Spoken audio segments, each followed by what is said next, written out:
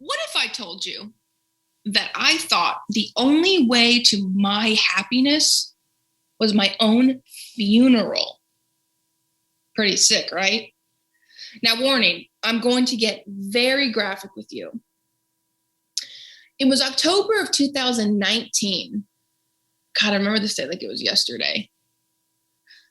I was standing in my kitchen, gazing at my block of knives, trying to decide which knife do I use on myself. So, being the overachiever that I am, I chose the largest and the sharpest knife. I held that knife up to my neck. God, I can still remember the cold blade steel pressing against my throat. I was drunk, as it was the only way I could summon the courage to take my own life. But at the same time, I'm also crying because I know in my heart of hearts, I may not be able to do this. You see, all I wanted in that moment was for the pain to stop and to find peace.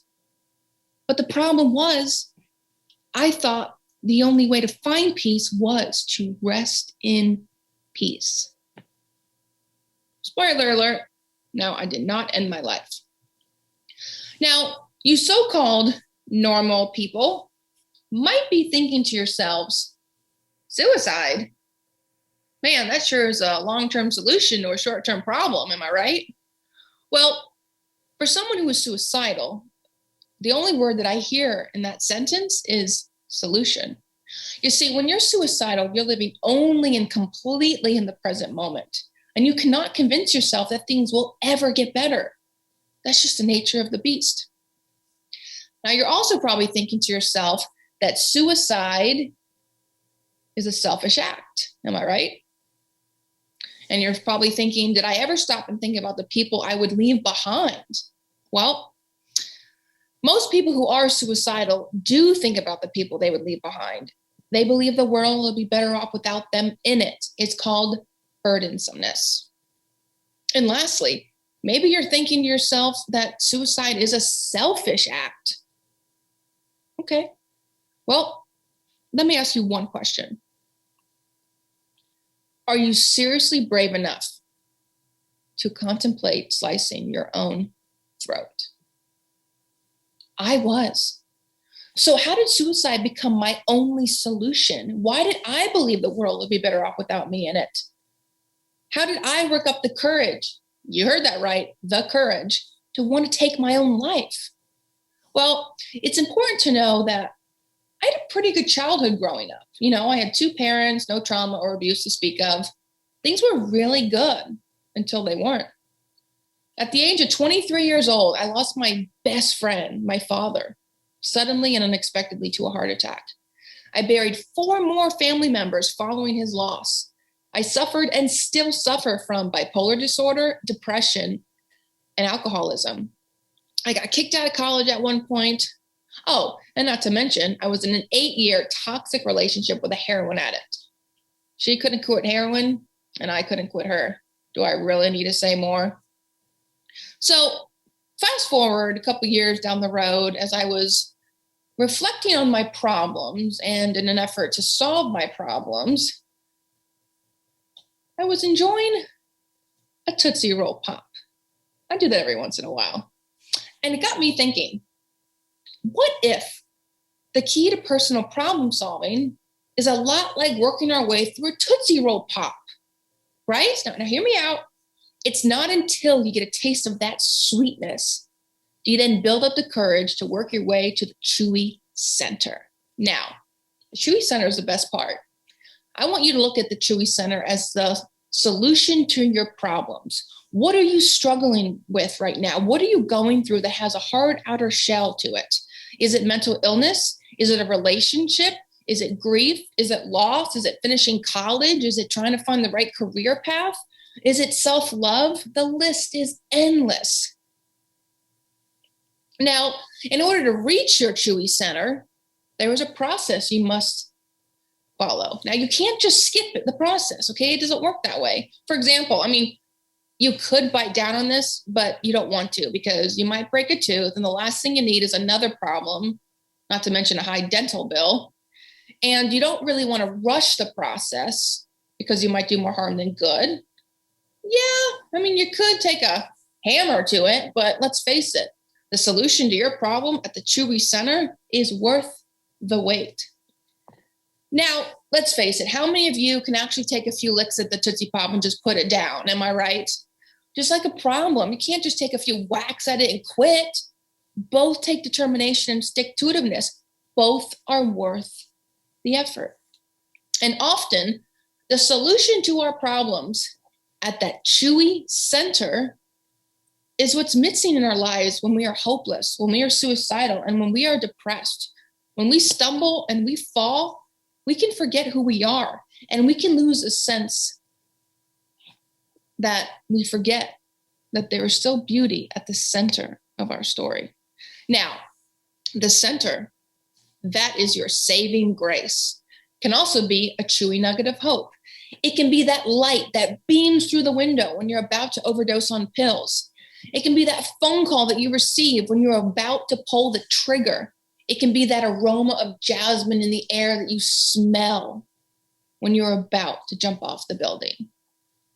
Now, the day I wanted to end my life was, in fact, the day I gave up on my Chewy Center. But I later realized it wasn't that I really wanted to die. I just didn't want to live a bad life. So the question is, are you living a bad life?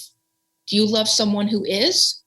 What problem are you facing that has that hard outer shell of resistance? Would you like my advice on how to reach your Chewy Center? Well, I'm going to give you the first lesson on licking that problem. Number 1, select the flavor of change you would like to make. Pretty good, right? I know, I'm sorry I can't be there. If I was there, I would have given each and every one of you one of these, and I'm sure you're going to want one at the end of this talk. Select the flavor of change you would like to make. Shit happens. Change does not. You see, in order to be the change in your life, you first have to want it and to lick it. Change requires moving past the past, making a new future for yourself, and most importantly, is doing things differently. Are you repeating the same thought patterns over and over and over? Do you find yourself befriending, dating, even marrying different people who have the same set of issues as the last ones? Do you feel incapable of making positive changes? Hear, hear. Been there, done that. Well, the reason for this is because we find ourselves in the same place looking for the same thing. Just like a Tootsie Pop, okay? Let's go back to the Tootsie Pop, for example. If you select the same flavor every single time, you will never know what else is out there. And it will always taste the same to you. You see, a lot of our hesitation to change comes from the fear of trying something new. So what do? We go back to our old ways. We make the same choices over and over. And ultimately, over time, nothing changes. So I encourage you to do one thing differently each day. If you want to be the change in your life, just do one thing differently every day, whether that means foregoing that glass of red wine, replacing sweets for a workout, or replacing self-negative talk with self-love. So the question is, what will you do differently tomorrow? The second lesson on licking that problem is to become an unwrapped version of yourself, but don't let it dry out. Now, you see, in order to find the solution to that Chewy Center,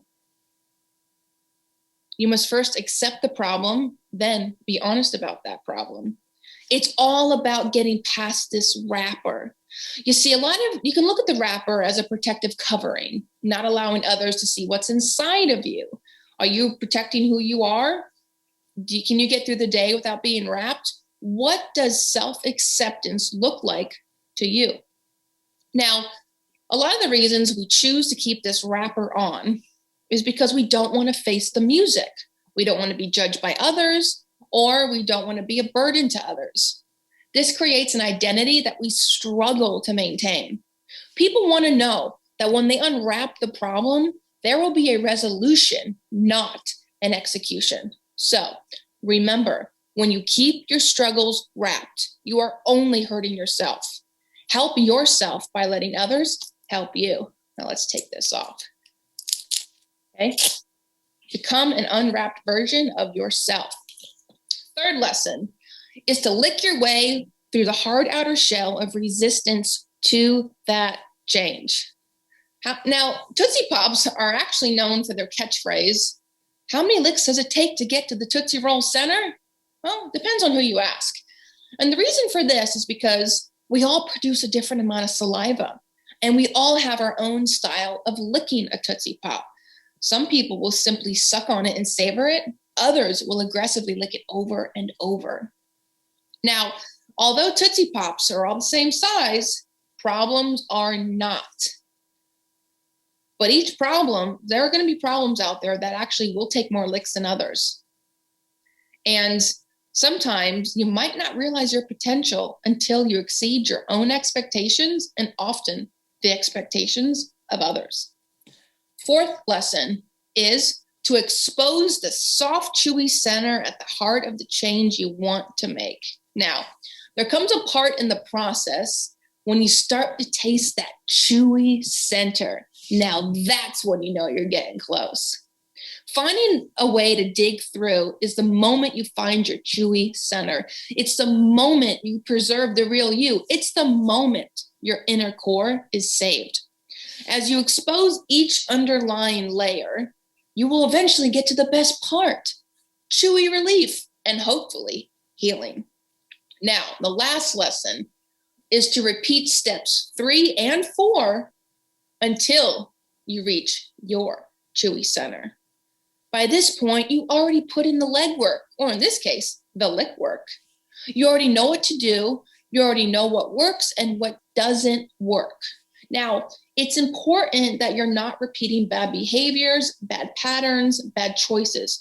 I'm talking about repeating what you've prepared.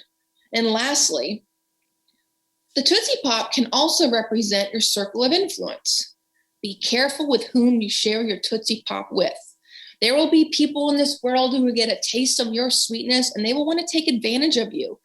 They will chew you up and swallow you whole. They will bite and bite until they get what they want.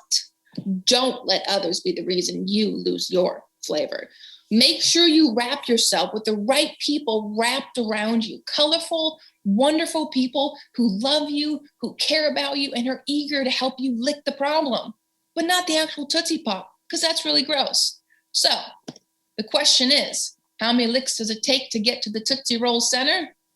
Only you will know. Thanks.